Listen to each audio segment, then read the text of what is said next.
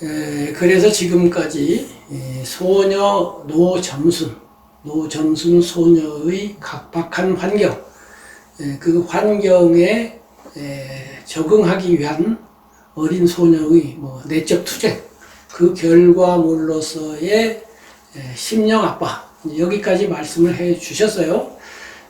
그것은 지금 우리가 5단계로 나눈 씨앗 단계의 이야기이고, 지금 5번째 단계, 마지막 단계에서 지금 그 심령 아빠는 주인공이라는 이름으로 불교의 한 방편으로서 수용이 되어서 주인공을 믿어라, 주인공에게 놓아라, 주인공을 관하라. 그래서 이것을 일종의 선으로 보고 수행되고 있는데, 그 씨앗으로 가보니까 이게 좀 이상하다 이 말이에요. 그러면 이 씨앗이 이제 발화를 해야 되잖아요. 싹을 틔워가지고 뿌리를 내리고 줄기가 세워지고 이렇게 되는데, 그 씨앗의 발화 과정, 그 씨앗이 어떻게 발화되고 어떻게 뿌리를 내리고 성장해서 오늘날 주인공을 믿어라, 놓아라, 관하라 라고 하는 데까지 이르렀는지, 그 성장 내지는 발전 내지는 전개 과정에 대해서 듣고 싶습니다.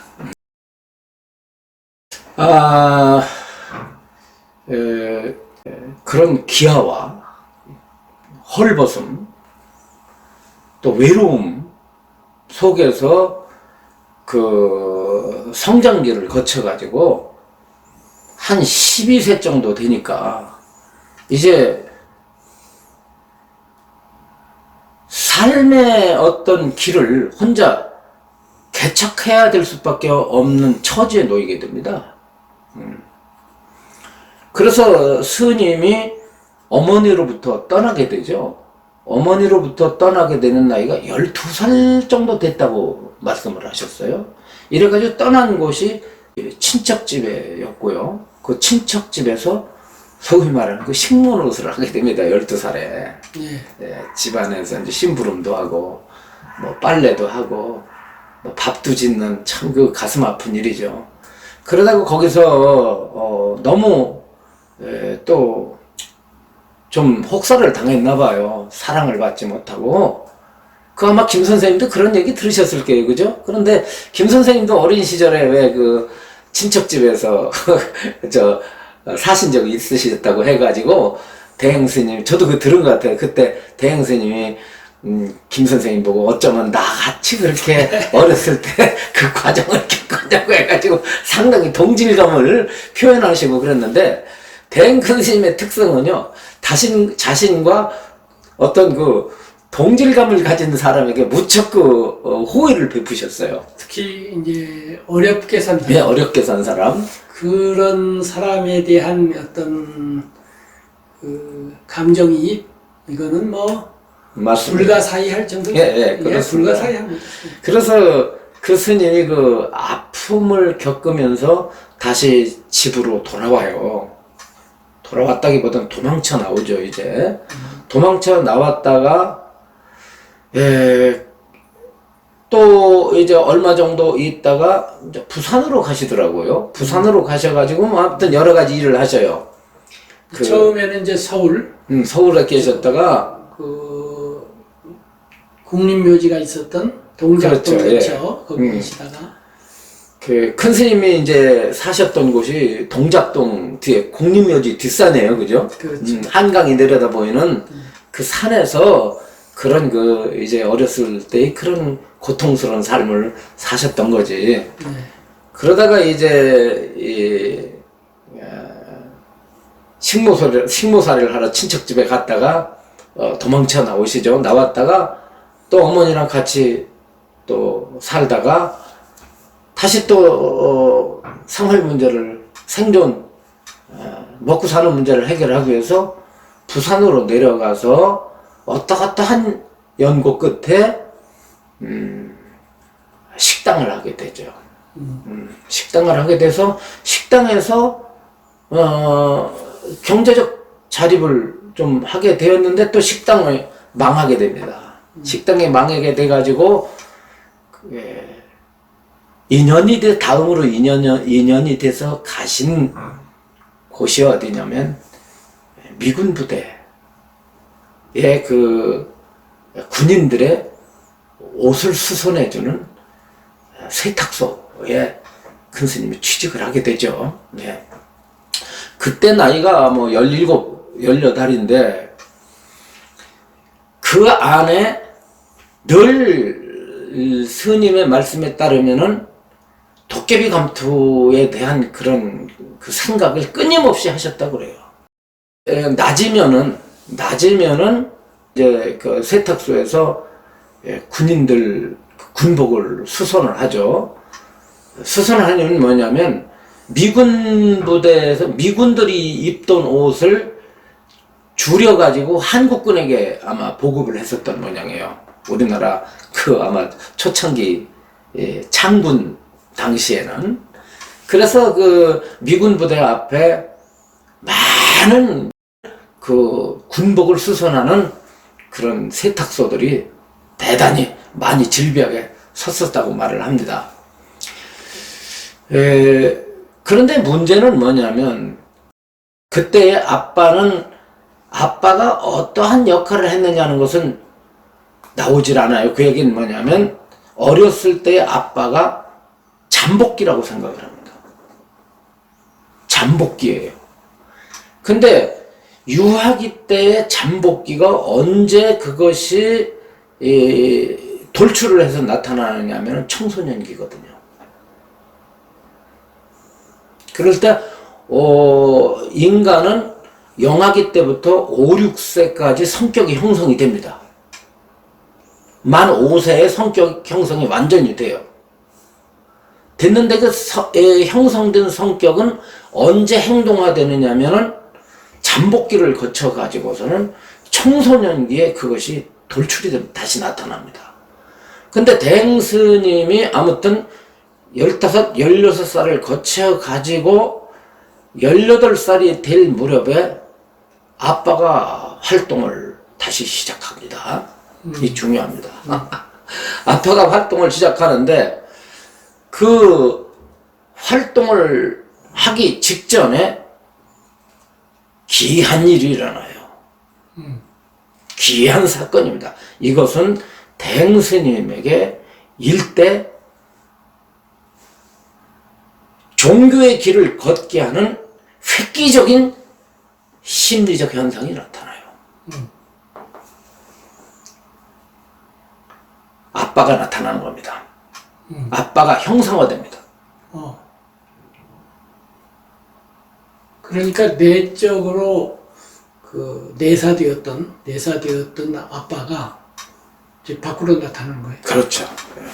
그 환상으로 나타나는 거죠. 다른 사람들은 안 보이죠, 물론. 환상으로 투사됐다고 봐야죠. 그렇죠. 예, 그렇게 됩니다. 이런 과정을 설명하지 않고서는요, 무슨 대행선 연구원 존재 가치가 있을까요? 대행선이라고 하는 단체의 존재 가치가 있겠어요? 대행선이 어째서 선사입니까? 지금부터 제가 하는 말씀을 들으신다면 대행스님은 절대 선사가 될 수가 없습니다. 선사가 될 수 있다고 한다면 대행스님 자신이 아빠를 철저히 배격하고 그로부터 완전히 자유로워졌어야 돼요. 대행스님은 열반하실 때까지 아빠라고 하는 너울로부터 한치도 벗어나지 못했습니다.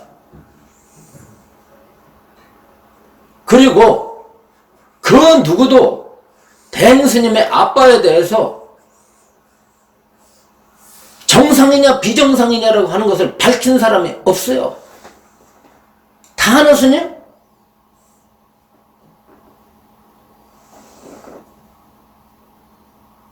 그분이 무슨 일을 했습니까? 대행스님한테 무슨 영향을 끼쳤어요? 아무 영향 끼친 거 없어요. 출가하는데 도움이 됐을 줄 뿐이죠. 앞으로 이 얘기는 다시 하겠습니다. 대행스님과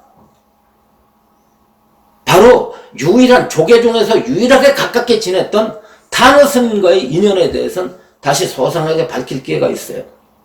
더구나 미리 밝혀두지만 대행스님이 무슨 한마음 요전에 보면은 단호 큰 스님의 스승이시고 오대산 당시에 오대산의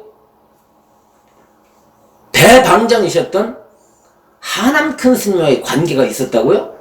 뭐 하남 큰 스님한테 뭐 머리를 깎았다?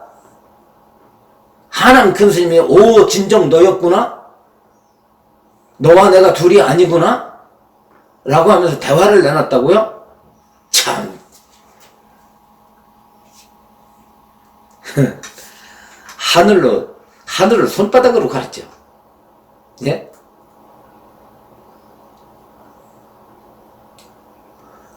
전부 만들어진 얘기예요. 전부 픽션이라고요. 왜 픽션이 하는 것은 5가지, 6가지 증거가 있어요. 그런데 아직도 그 사실을 믿고 있어요. 그래서 마치 대행 큰 스님이 선사에 있냐? 혁혁한 하남이라고 하는 대선사로부터 인가를 받은 것이냐? 그분들로부터 출가를 한 것으로 그려지지만 대행 스님은 10대 후반까지 가슴 속에 십자가를 모시고 살았던 천주교인이었습니다.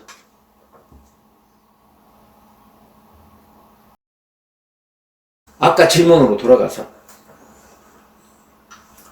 어느 날 기록에 의하면 혹은 대행 큰 스님으로부터 직접 들었던 얘기에 의하면, 왜냐면 큰 스님으로부터 내가 들은 얘기다라고만 가지면 안 되잖아요. 텍스트가 있어야 되잖아요. 예. 씨앗을 뿌리며라는 것은 너무나 정직하고 너무나 적나라하고 너무나 인간적인 대행을 다루고 있어요. 오히려 그것이 순수하게 때묻지 않는 대행이 본래 모습입니다. 예. 나는 그 본래 모습을 그대로 말한다면 오히려 대행 큰 스님을 이해할 수 있어요. 어쩌면 받아들일 수도 있어요. 왜? 그분의 삶도 스스로가 택한 삶이 아니에요. 운명이에요. 남의 운명에 대해서 이러쿵저러쿵 할 수 있습니까? 나는 그분의 일생의 삶이 잘못되었다라고 제가 단지할 수가 없습니다. 저는. 다만 뭐냐? 왜 왜곡시키느냐는 거예요. 왜곡시키는 것까지 좋다 이거예요. 정법으로 왜곡시키라 하는 얘기예요. 정법으로.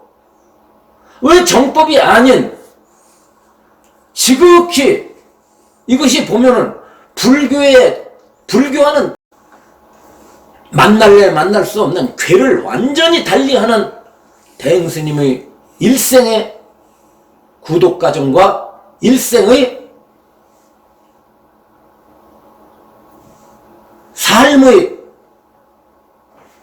역사를 왜 정법과 동일화시키려고 해야 되느냐 하는 것을 냉철하게 돌아봐야 되고, 그것을 냉철하게 바라보고 시급히 보편적인 불교, 부처님에 의한 불교로 돌아가야만이 진정한 한마음 선언에 출가한僧녀들이고 신도들이라는 것입니다. 다시 아까 얘기로 돌아가서 일대 대행 스님의 내면에서 획기적인 사건이 벌어집니다.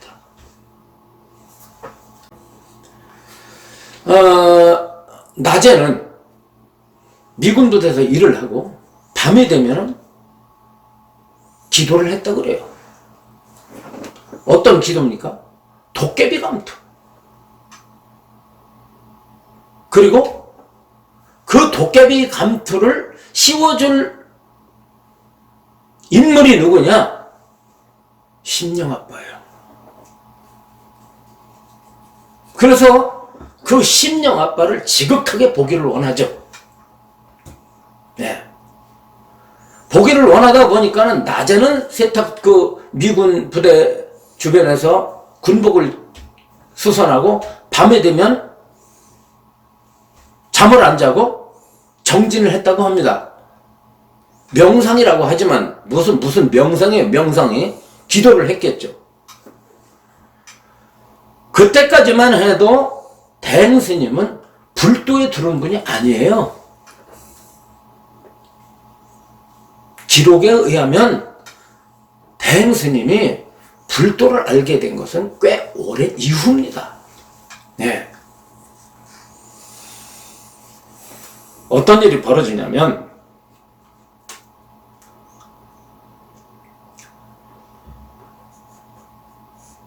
점심때가 돼가지고 물을 먹으러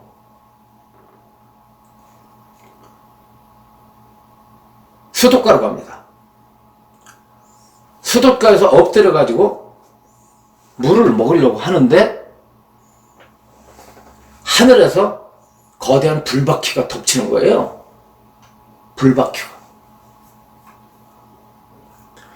큰 스님 후대 그걸 뭐라고 저한테 얘기하느냐면 성령의 불이라고 말했답니다. 기독교로 말하면 성령의 불이라는 거예요. 그게. 큰 스님이 사용했습니까? 성령의 불? 큰 스님이 설법을 할 때 기독교로 말하면 성령의 불이라고 사용했죠. 아, 그렇군요. 그리고 구체적으로 써 있습니다. 그게. 예. 자, 성령의 불을 받았는데 그것이 굴러떠오르는 거예요. 느닷없이 하늘에서 불덩어리가 날라 들어오니까 피해야 되잖아요. 피하다가 졸도를 합니다. 그대로부터 병을 앓기 시작해요. 병을 앓습니다. 그걸 불덩어리를 피하다가 얻어 맞은 후부터 병을 앓는다. 이게 부처님 법안에서 있는 구독과정입니까? 이거는요 무속에서나 있는 얘기예요. 그렇잖아요. 무속에서나 있는 얘기 아닙니까? 나가 불교를 갖다가 공부한 건 별로 없습니다만은 40년 동안 부처님 속에서 살고 불경 속에서 살았어요. 내가 공부를 잘못했건 잘했건 간에. 근데 내가 조사록도 뒤져볼 만큼 뒤져보고 경전도 읽어볼 만큼 읽어보고 남들에게 그래도 강의를 하고 평생 동안 삽니다만 이런 구독 과정을 가지고 수행을 했다는 인물은 한 사람도 찾아보지 못했습니다. 그래서 그럴까? 대행스님의 구독 과정을 떼어보니까 불교 역사상에 없거든. 한마음 선언에서 세운 대행선 연구원의 이평래라고 하는 원장이 제1회 세미나가 개최됐을 때 주제 발표를 하는데 내용인 즉슨 대행스님의 구독과정은 정통적인 구독과정과는 달리 매우 자유분방한 수행을 했다. 이렇게 표현했어요. 이런 아주 교묘하죠? 자유분방한 수행을 했다?